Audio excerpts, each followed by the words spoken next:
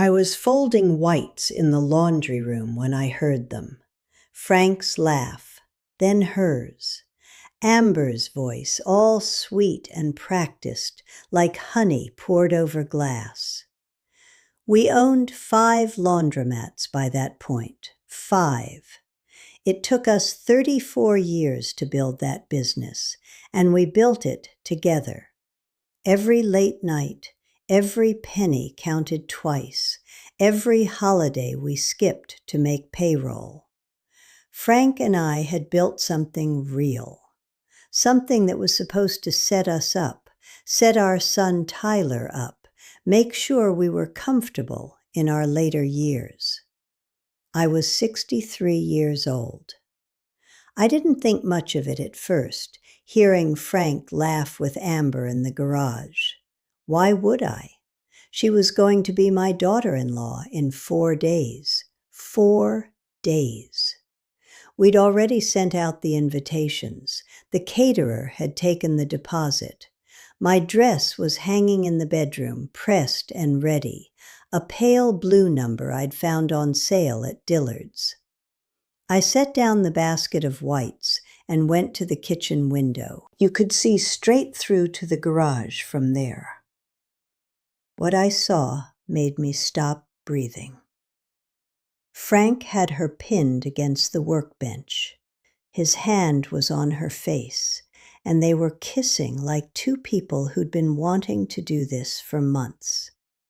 Not a quick kiss, not something stolen and guilty. This was intimate. This was practiced. This was someone kissing her husband like she owned him. I think I made some kind of sound. Not a scream exactly, something more like the sound an animal makes when it realizes the trap has closed. The next 4 hours are a blur now. I remember standing in the kitchen, still holding the laundry basket. I remember my hands shaking so badly I had to set it down on the counter. I remember thinking over and over, is this my life? Is this really happening? I didn't confront them. I don't know why. Maybe it was cowardice. Maybe it was that I was trying to process it, trying to make sense of something that didn't make sense. My husband of 41 years. My soon-to-be daughter-in-law. 4 days. Tyler came home around 6. He'd been at the office, managing operations. He was our operational manager by then, handling most of the day-to-day. Smart kid, dedicated. He'd always been the reliable one, the one who paid attention to details the rest of us missed. I didn't plan to tell him. I was still sitting at the kitchen table with a cup of coffee that had gone cold an hour ago. But when he walked in and saw my face, he just knew. He's good at reading people. He got that from me, I think. He pulled up a chair and sat down across from me. "What happened?" he asked. I told him. I told him about Frank and Amber in the garage. I told him I didn't know what to do. I told him I felt like I was losing my mind. All the while, I'm waiting for him to be shocked, waiting for him to say something comforting or angry or something, anything. Instead, he reached over and grabbed my arm, not hard, gentle but firm. He pulled his chair closer and he whispered, actually whispered like he was afraid someone would hear. "Mom, I already knew, and it's worse than you think." My stomach dropped. That's the only way to describe it, like being on a roller coaster and suddenly hitting the descent. Tyler let go of my arm, and he started talking. He told me he'd hired a private investigator 2 months ago. 2 months, that was April.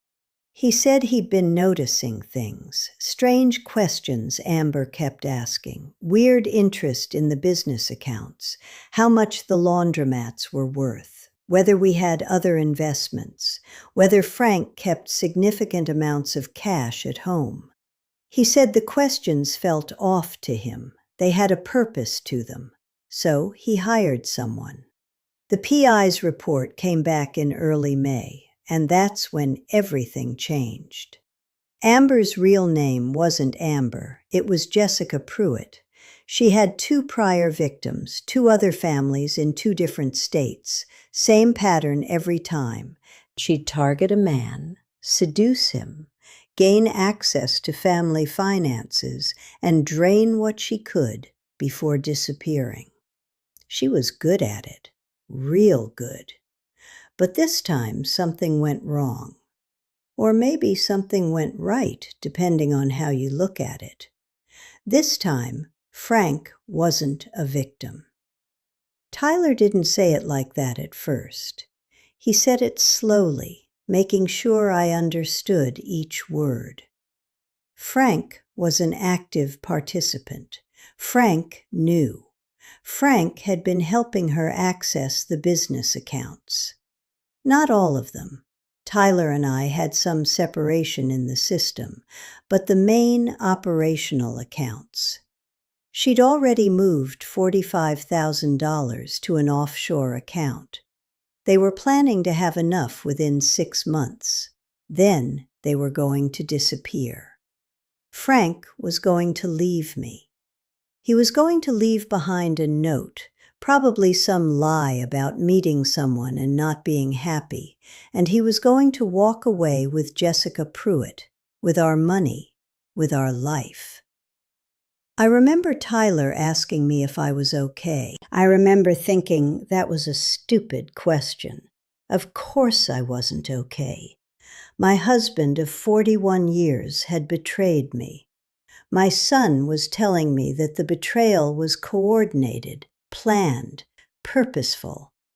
This wasn't some midlife crisis or a moment of weakness. This was premeditated. This was calculated. Tyler had evidence, mountains of it. Bank statements, emails, text messages. He'd kept it all quiet because he was trying to be smart about it, trying to protect the business, trying to protect me. He'd already contacted the authorities, quietly. He'd been working with them for 2 weeks. The wedding was supposed to be Saturday. The rehearsal dinner was Friday night. Tyler didn't cancel the wedding. He let it go forward, just not in the way anyone expected. At the rehearsal dinner, in front of all our family and friends, in front of Frank and Amber and everyone, police arrived. They arrested Jessica Pruitt right there at the table. They served Frank divorce papers before the night was over. I remember the look on his face.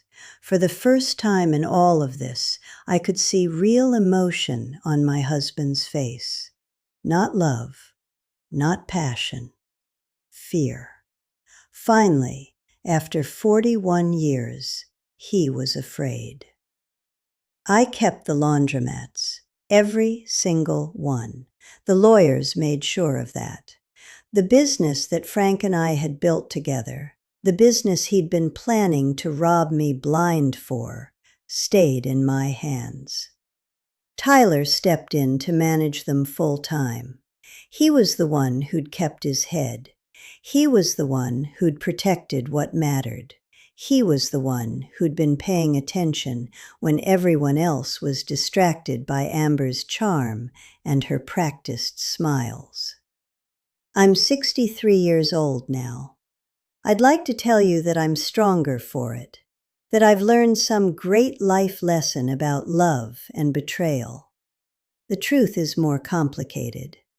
I still have days where I'm angry at Frank, still have days where I replay that moment in the garage, wondering if there were signs I missed. Days where I wonder what I could have done differently. But I also have a son who became a man.